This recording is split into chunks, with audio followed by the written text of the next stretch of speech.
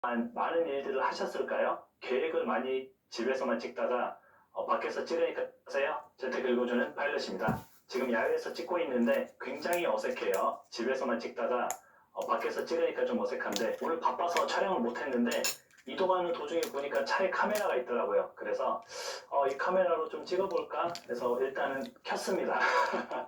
잘 나오는지는 모르겠어요. 소리도 녹음이 잘 되는지 모르겠고 잘 되는지 모르겠지만 잘 일단은 듣겠습니다. 켰어요. 감사합니다. 제가 이 카메라를 킨 이유와 여러분들한테 지금 말씀드릴 이야기가 일치합니다. 그래서 그 부분들을 오늘 한번 들어보시면은 여러분들 앞으로 살아가시는데 도움이 좀 되실 것 같아요. 여러분들 2023년이 지금 4일이니까 3일 동안, 지난 3일 동안 많은 일들을 하셨을까요? 계획을 많이 세우셨을까요? 계획도 세웠지만 그 사이에 뭔가를 하신 분도 있고 안 하신 분도 있을 거예요. 3일 동안 저는 2권의 책을 읽었고요. 그리고 한 가지 회사의 법인을 세웠고요. 제가 하고 싶었던 제파 X를 세웠고요. 그리고 원두 개발하면서 원두를 또 만들어냈고요.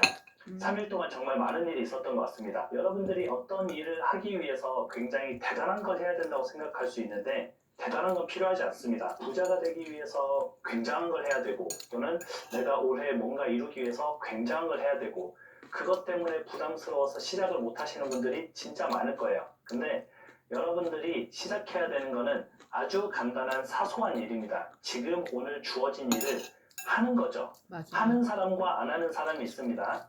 일단 내일부터 할까?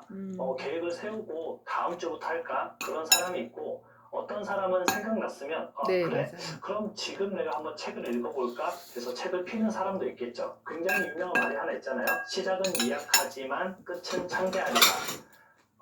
제가 유튜브를 처음 올렸을 때 3년 전에 카메라로 이제 핸드폰 카메라로 유튜브를 처음 올렸을 때 지금 같은 유튜버가 되겠다고 꿈을 꾸고 영상을 올린 걸까요? 당연히 아니죠. 저는 그냥 그날 제가 할 수 있는 최선의 방법, 장비를 사야 되고 마이크를 사야 되고 그게 택배로 와야 되고 그런 준비를 했던 게 아니라 그날 할 수 있는 거. 내가 핸드폰이 있네. 이 핸드폰으로 영상을 찍어볼까? 핸드폰 거치대가 없네. 그러면 모니터에다 테이프로 좀 붙이면 되지 않을까 해서 시작을 했던 거예요. 그날 내가 할 수 있는 걸 시작을 하는 겁니다. 그리고 제가 책을 쓰겠다고 했을 때도 굉장히 알아보면은 뭔가 복잡하고 많은 걸 해야 돼요. 제가 책을 써본 적도 없으니까. 근데 그냥 한글 프로그램을 켜고 안녕하세요. 재테크 읽어주는 파일럿입니다. 라고 시작을 했던 거예요. 제가 앱을 만들 때도 그랬고요. 2번째 책을 썼을 때도 그랬습니다. 지금 이 영상을 찍고 있는 이 순간에도 그냥 여기에 카메라가 있으니까 이걸로 찍으면은 좀 도움이 되겠다. 여러분들하고 얘기를 나누는데 또 재밌는 시간을 보낼 수 있겠다 싶어서 그냥 무조건 킨 거예요. 어디 각도를 잡은 것도 아니고 아니면은 이렇게 컨셉을 가지고 하는 것도 아니고요. 아마 여러분들이 지금 시작하려는 일들이 굉장히 큰 일이고 대단한 일일 수 있어요. 근데 그 시작을 두려워해서 또는 내가 뭔가 대단한 시작을 해야 되기 때문에 그걸 계속 미루고 있으신 분들이 많을 텐데 그러지 말라는 거죠. 그 대단함을 위해서 시작은 미약해야 돼요. 정말 이걸 이게 해서 내가 부자가 될 수 있을까? 아니면 내가 이 책을 읽어서 나한테 좀 도움이 될까? 아니면 내가 이 사소한 걸 해서 이게 내 인생에 도움이 될까? 그렇게 생각을 할 수는 있어요. 그런데 중요한 것은 그렇게 하루하루를 허투루 쓰지 않는다는 거죠. 비록 내가 목표한 바는 이루지 못할지라도 다른 부분에서 또 다른 뭔가가 발생하게 되거든요. 그래서 하루하루를 허투루 쓰지 않았으면 좋겠어요. 물론 저도 알아요. 저도 게임을 좋아하고 유튜브 영상 보는 것도 좋아하고 유튜브 영상 한번 보기 시작하면 2~3시간이 그냥 지나가 버리죠. 그런데 맞아요. 그 시간 안에 할 수 있는 일들이 정말 많이 있습니다. 그런 중요하지 않은 하지 않아도 될 일 때문에 시간을 낭비하지 말고 정작 여러분들이 해야 될 일을 아주 사소한 거지만 아주 작은 거지만 시작을 하면은 여러분들한테 분명히 좀 도움이 될 거예요. 많은 사람들이 부자는 하늘이 내리는 거다. 금수저를 물고 태어나야 된다. 또는 운이 좋아야 된다. 사업을 해서 운이 좋아야 된다. 이렇게 생각을 합니다. 그런데 그 부자들은 물론 저는 부자는 아니지만 그 부자들은 대부분 그날 하루에 충실했어요. 그 충실함이 쌓이다 보니까 결국에는 결과물로 나타난 거죠. 맞아요. 그 결과물을 만들기 위해서 엄청난 결과물을 만들기 위해서 엄청난 과정이 필요한 것이 아니라 그냥 오늘 하루하루가 필요한 거예요. 그 하루하루를 여러분들 좀 보람되게 썼으면 좋겠습니다. 오늘 이 영상은 좀 20대, 30대, 제가 처음 유튜브 방송을 시작했었던 20, 30대들이 많이 봤으면 좋겠어요. 20, 30대들이 많이 보고 그들의 귀중한 시간, 하루하루를 좀 잘 살았으면 좋겠습니다. 그러다 보면 40대, 50대 때 또는 뭐 2, 3년 후에 굉장히 좋은 순간들이 많이 열릴 거라고 생각을 해요. 제가 뭐 대단해서 이런 얘기를 하는 거 아니에요. 근데 그렇게 하루하루를 살아보니까 몇 년이 지나고 난 이후에 그래도 내가 예정됐던 삶보다는 조금 더 나은 삶을 살고 있구나 라는 걸 좀 깨달았거든요. 그래서 그 깨달은 것을 어린 친구들한테 좀 알려주고 싶어서 이 영상을 찍었습니다. 그럼 여러분 오늘 하루도 행복한 하루 보내시기 바랍니다. 다음에 다시 만나요. 다시 만나요. 감사합니다.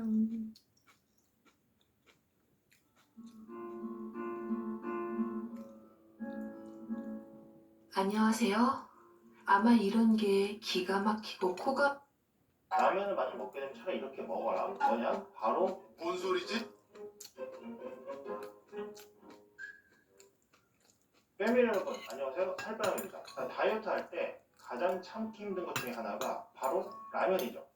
자, 그런데 이 라면 정말로 다이어트 할 때 절대로 먹으면 정말로 안 될까요? 오늘 한번 알아보겠습니다. 자, 일단 최근 댓글들에 보면은 어떤 유튜브 보니까 뭐 라면 먹어도 된다고 하던데 뭐 맞나요? 왜 이렇게 많이 물어보시더라고요. 자, 그래서 오늘은 일단 그런 유튜브 같은 영상에서 말하는 그 영상에 되는 근거들부터 한번 좀 살펴보실게요. 자, 예시는 가장 보편적인 신라면을 가지고 가겠습니다. 자, 일단 신라면 한 봉지를 기준으로 했을 때 칼로리는 500이죠. 자, 그런데 제가 보통 다이어트 할 때 권장하는 칼로리 섭취량이 남자는 2000, 여자는 1500 정도입니다. 자, 이거를 한 끼로 나누면 뭐 남자 650, 여자 500 정도가 나오는데요.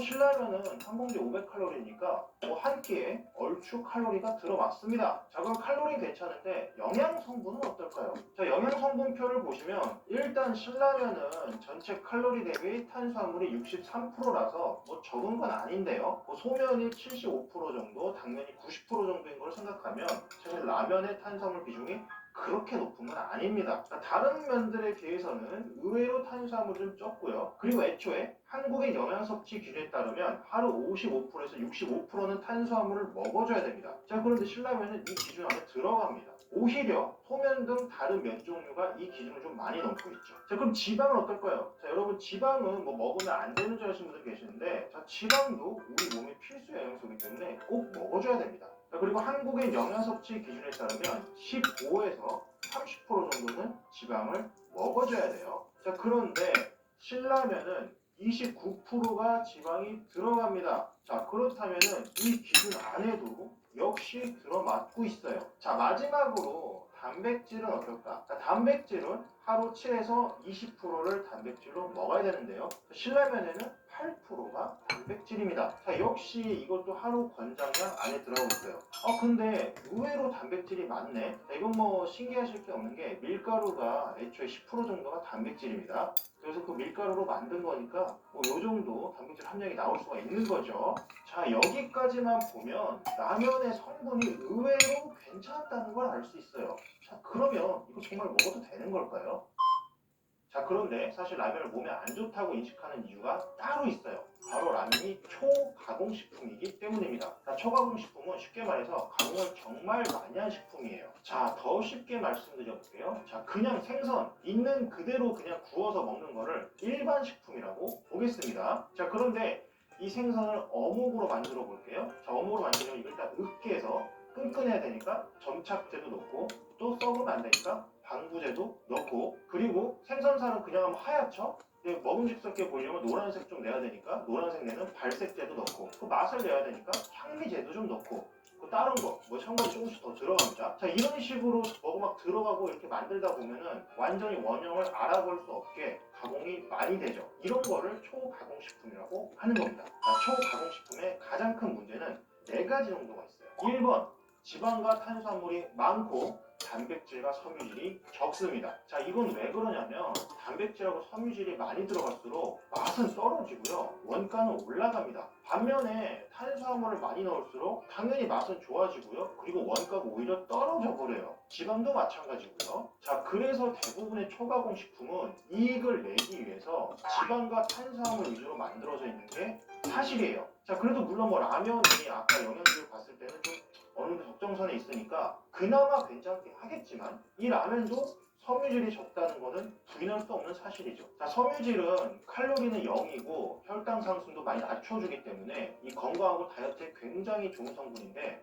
라면에는 뭐 이게 거의 없다는 거죠. 자, 라면의 주 재료인 밀가루 그걸 만약에 통밀로 먹었다면 섬유질은 훨씬 많았을 겁니다. 2번, 미량 영양소가 부족하다. 자, 미량 영양소는 탄단지 외에도 뭐 비타민, 미네랄처럼 우리 몸의 필수적인 영양소들을 말합니다. 예를 들어서 비오틴이라는 게 있는데 만약에 이게 부족하면은 우리 모발이 빠져버리고 말죠. 자, 그런데 초가공식품은 그 특성상 이런 미량 영양소를 많이 신경 안 쓰고 만들어냅니다. 자, 그래서 저런 식품만 먹다 보면은 이런 미량 영양소 부족에 빠지기가 쉬워요. 한마디로 뭐 영양실조가 없는 거죠. 자, 물론 라면에 리보플라빈이라는 비타민이 들어가긴 합니다. 이것 때문에 면발이 노란 건데요. 자, 그런데 이거 외에 다른 수많은 미량 영양소는 어떻게 해야 될까요? 즉, 라면으로 끼니를 때우기에는 섬유질과 미량 영양소가 매우 부족하다는 겁니다. 그리고 단백질도 일일 권장량에 아주 최대선에 맞춰져 있기 때문에 사실 다이어터에게는 좀 부족한 감이 있어요. 3번, 장내 세균총이 뚱보균 위주로 바뀐다.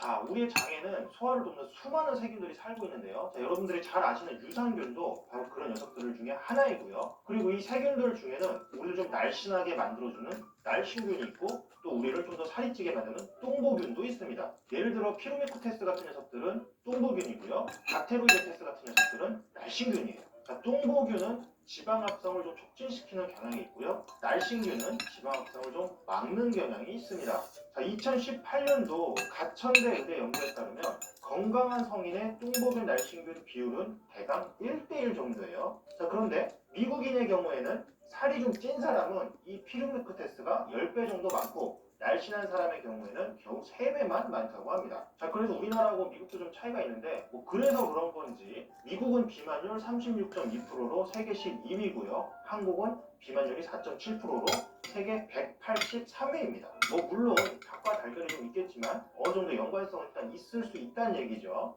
자, 문제는 가공된 당질을 먹으면 뚱보균이 늘어나고요. 식이섬유, 섬유질을 먹어주면은 날씬균이 늘어납니다. 자, 그런데 아까 말씀드린 것처럼 초가공식품에는 이 식이섬유는 적고요. 가공된 당질은 또 많아요. 자, 그래서 초가공식품을 먹다 보면 뚱보균은 늘어나고 날씬균은 줄어드는 이런 이중고가 발생하게 됩니다. 4번, 세팅 포인트가 높아진다. 자, 유니버시티 칼리지 런던 병원의 비만 전문 외과의 앤드류 젠킨스에 따르면 모든 인간은 체중이 좀 어느 정도 정해져 있고요. 자, 다이어트를 해서 아무리 체중을 줄이더라도 그 체중으로 다시 돌아오게 되어 있다고 합니다. 자, 이 정해진 체중을 바로 세팅 포인트라고 하고요. 그리고 앤드류 젠킨스가 이 세팅 포인트를 올라가게 하는, 즉 자꾸 살이 더 찌게 하는 주요 원인으로 꼽는 것 중에 하나가 바로 초가공식품입니다. 자, 특히 초가공식품이 나쁜 이유로 정제된 당질, 가공된 당질을 꼽고 있는데 아까부터 계속 반복해서 말하고 있는 녀석이죠. 자, 그래서 살 빼남이 사실은 권장하는 게 있어요. 라면을 많이 먹게 되면 차라리 이렇게 먹어라. 뭐냐? 바로 건면입니다. 자, 지금부터는 신라면 기준으로 좀 말씀을 드릴게요. 자, 일단 신라면 건면은 한 봉지에 350칼로리 정도라서 그냥 일반 신라면보다 150칼로리가 적습니다. 자, 이건 왜 그럴까? 자, 보통 라면은 면을 판유에 튀겨서 만드는데요. 건면은 이 면을 튀기지 않고 구워서 만들었죠. 자, 농심의 문의를 해보면 끓인 신라면 기준으로 면만 먹었을 때는 350칼로리 정도라고 합니다. 자, 팜유는 녹는 점이 35도 정도인데요. 라면을 끓이면 100도가 되죠. 그래서 이 팜유가 녹아서 국물로 나오게 되는 겁니다. 자, 그러면 기름 칼로리가 국물로 빠지게 되는 거죠. 자, 그래서 애초에 이 팜유를 쓰지 않고 튀기지 않고 구워서 면을 만든 신라면 건면은 350칼로리 정도가 나올 수 있겠죠. 자, 그러면서도 동일 무게 기준으로 봤을 때 이 단백질 비율은 건면이 일반 신라면보다 더 높고요. 지방은 당연히 확 줄어서 3분의 1도 안 됩니다. 자, 그래서 라면 이렇게 건면으로 드시면 되고, 자, 나머지 부족한 게 뭐가 있었죠? 아까 말한 게 단백질, 섬유질, 미량 영양소가 있었습니다. 자, 그래서 계란 1개 정도를 넣으면 일단 여기서 단백질이 좀 어느 정도 해결이 되고요. 미량 영양소도 좀 채워집니다. 자, 그리고 섬유질은 채소에 많죠. 자, 그래서 채소를 좀 넣어주면 되는데 여기서 신경 쓸 게 딱 한 가지 더 있어요. 바로 나트륨입니다. 자, 겉면이 다른 건 일반 라면보다 다 좋은데, 자, 이 나트륨만은 일반 라면이랑 똑같아서 1790mg이 들어가요. 자, 하루 권장 섭취량이 2000mg이기 때문에 이거 하나만 먹어도 거의 하루치가 다 차버립니다. 근데 나트륨이 좀 많죠. 자, 그래서 라면을 먹고자 하면 사실 굶는 건데요. 이런 나트륨을 빨리 배출시켜주는 성분 중에 하나가 바로 칼륨입니다. 자, 그래서 채소를 넣긴 넣는데 칼륨이 풍부한 채소를 넣으면 되겠죠. 자, 이렇게 칼륨이 풍부한 채소 중에는 주로 양파, 깻잎, 버섯 등이 있고요. 특히 표고버섯 같은 경우에 말려서 넣으면 칼륨이 정말 많다고 합니다. 또 계란 같은 경우도 사실 칼륨이 풍부하기 때문에 여러모로 다 좋죠. 자, 그런데 아무리 그래도 나트륨 섭취는 좀 제한해야 되니까 이거 드실 때 가급적이면 좀 건더기 위주로 드시고 국물은 다 드시지 않기를 좀 권유드릴게요. 자, 이렇게 하면 앞서 말씀드린 이 세균총 문제도 조금이라도 좀 해결이 되는 게, 자, 섬유질이 좀 들어갔기 때문에 그래도 날씬근한테 일단 먹이는 좋습니다. 자, 물론 가공된 당질이 없어진 건 아니기 때문에 이 뚱보균 문제는 뭐 완전 해결된 건 아니겠죠. 자, 그런데 원래 뚱보균하고 날씬균이 서로 경쟁을 하면서 이 비율을 적정하게 맞추는 면이 좀 있기 때문에 사실 날씬균에게만 먹이를 좀 줘도 이 비율 맞추는 데는 좀 도움이 될 겁니다. 또 마지막에 말씀드린 세팅 포인트도 이렇게 드시면 좀 도움이 되는 게, 사실 영양소 비율이 좀 굉장히 중요하거든요. 이렇게 드시면 영양소 비율이 조금이라도 좋아지니까 아무래도 세팅 포인트에도 조금이라도 더 유리하겠죠. 자, 그런데 물론 이 두 부분에 대해서는 뭐 완벽하게 해결되는 건 아니기 때문에 뭐 완전히 안심할 수는 일단 없습니다. 구독과 좋아요를 누르면 이유가 안 올지도. 자, 이렇게 해서 오늘은 다이어트 할 때 라면을 먹는 법에 대해서 같이 한번 연구를 해봤고요. 그런데 좀 말씀드릴 게 있어요. 자, 오늘 말씀드린 거는 어디까지나 라면이 너무 억지로 참기는 힘드니까 그래서 말씀드리는 방법입니다. 자, 그렇기 때문에 라면을 정말 아예 먹으면 안 되는지 그걸 같이 한번 해본 거고, 그걸 어떻게 해결해 볼 수 있을지 한번 말씀을 드려본 거예요. 다만 이게 근본적인 해결책은 아닙니다. 자, 그래서 맵기 라면으로 드시거나 한 번 먹을 때 라면을 한 봉지가 아닌 두 봉지를 먹었다면 아까 말씀드린 방법들은 전혀 아무런 소용이 없습니다. 자, 이렇게 먹으면 다이어트에 좋다가 아닌 도저히 못 참겠을 때는 이렇게 하시면 좋을 것 같다, 이렇게 말씀을 드리는 거예요. 자, 그래서 제가 일반적으로 권장하는 라면 섭취는 한 1, 2주에 한 번 정도 말씀드려요. 자, 오늘도 다이어트와 건강을 위해서 열심히 공부하시고 노력하는 우리 패밀리 여러분들, 저는 여러분들이 감사합니다. 잘 먹었습니다. 이상 여러분의 다이어트 가이드